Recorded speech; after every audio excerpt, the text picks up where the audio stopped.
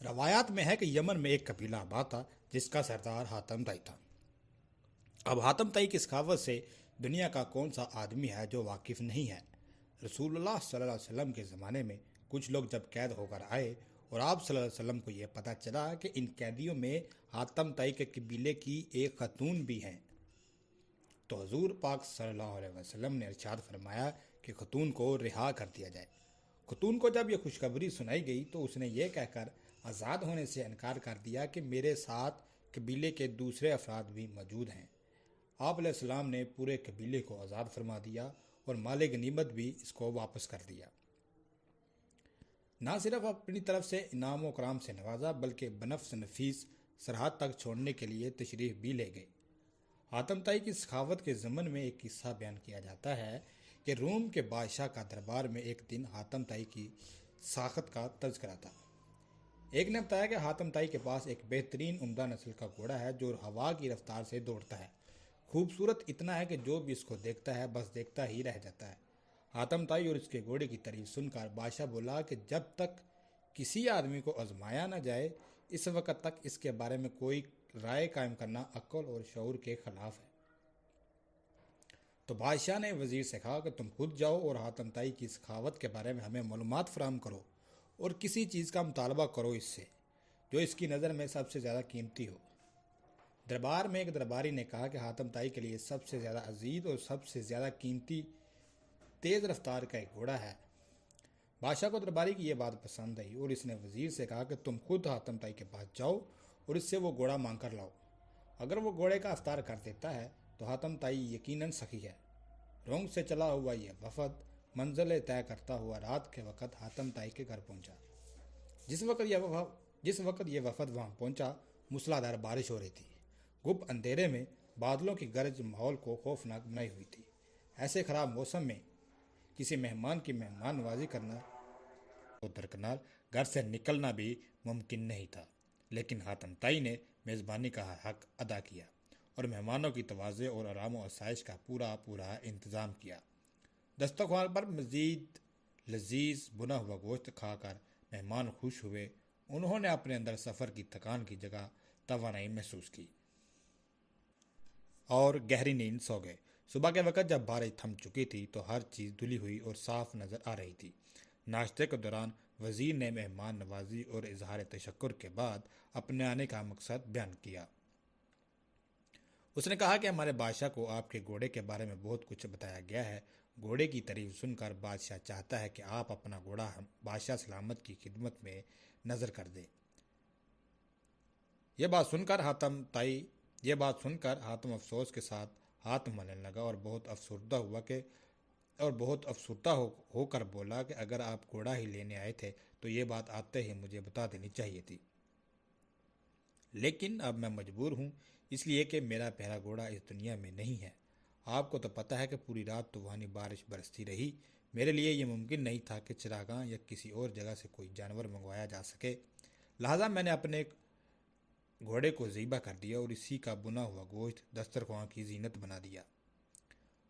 وزیر حاتم طائی کی یہ بات سن کر حیران رہ گیا۔ بادشاہ سلامت کو جب یہ سارا واقعہ جا کر سنایا تو اس نے بھی حاتم طائی کی سخاوت کی بڑی تعریف کی۔ قبیلہ بنی طے کے سردار حاتم طائی کے بارے میں یوں رقم ہے کہ ایک بادشاہ نے حاتم طائی کی اتنی شہرت سنی کہ بادشاہ نے محسوس کیا کہ اس کی شہرت، اس کا نام اور اس کی عزت حاتم طائی سے کم ہے۔ بادشاہ کا دل بغض اور حسد سے بھی بھر گیا۔ اس کے بعد دل میں یہ وسوسہ آیا کہ جب تک حاتم زندہ ہے مجھے حاتم سے زیادہ عزت اور شہرت نہیں مل سکتی۔ شیطانی ذہن کو استعمال کرتے ہوئے اس نے چالاک، فساد پسند اور لالچی شخص کو اس بات پر مأمور کیا کہ وہ حاتم کو قتل کر کے اس کا سر اٹھا لائے۔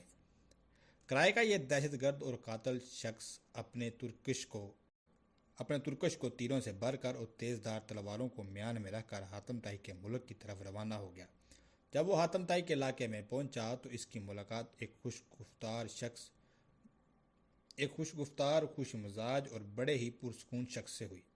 یہ شخص کرائے کے قاتل کو مسافر سمجھ کر اپنے گھر لے گیا اور اسے پیار اور خلوص سے اس کی تواضع کی۔ کرائے کا قاتل اس کا گرویدار ہو گیا۔ دوسرے دن جب مہمان نے رخصت ہونا چاہا تو خوش گفتار اور خوش اخلاق میزبان نے اصرار کیا کہ مہمان ابھی چند روز اور قیام کیے کرے اور مزید خدمت کرنے کا موقع دے۔ کرائے کے قاتل کے دل میں میزبان کی تکریم اور بڑھ گئی۔ اس نے کہا کہ مجھے ایک ضروری کام درپیش ہے، اس لیے میں زیادہ دن نہیں ٹھہر سکتا۔ میزبان نے کہا کہ آپ وہ کام مجھے بتا دیں، شاید میں آپ کی کچھ مدد کر سکوں۔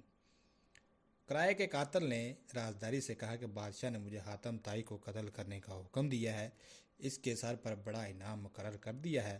اگر آپ حاتم طائی کو جانتے ہیں تو مجھے اس کا پتہ بتا دیں۔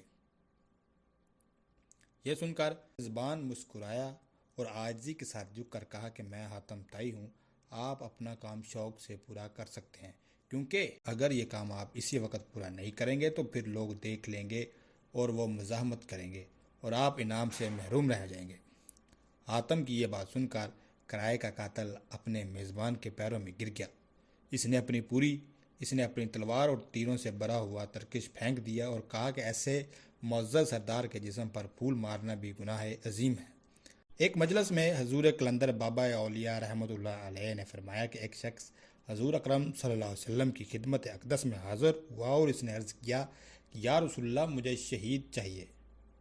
آپ علیہ السلام نے فرمایا عثمان کے پاس چلے جاؤ۔ یہ شخص حضرت عثمان رضی اللہ تعالیٰ عنہ کی خدمت میں پہنچا تو وہاں بہت سارے اونٹ بیٹھے ہوئے تھے اور گیہوں کی بوریاں لادی جا رہی تھی۔ اس شخص نے دیکھا کہ ایک بوری کا منہ کھل گیا اور اس میں چند کلو گیہوں زمین پر گر گئے۔ حضرت عثمان رضی اللہ تعالیٰ عنہ نے جب یہ دیکھا تو انہوں نے اپنے ملازم سے پوچھا اور اس کو ڈانٹا کہ یہ گیہوں زمین پر کیوں گرا ہے۔ آنے والے شخص نے یہ دیکھ کر واپسی کا فیصلہ کیا اور پھر آپ علیہ السلام کی خدمت میں حاضر ہوا اور فرمایا کہ یا رسول اللہ، مجھے شہد چاہیے۔ حضور اکرم صلی اللہ علیہ وسلم نے پھر یہی ارشاد فرمایا کہ عثمان کے پاس چلے جاؤ۔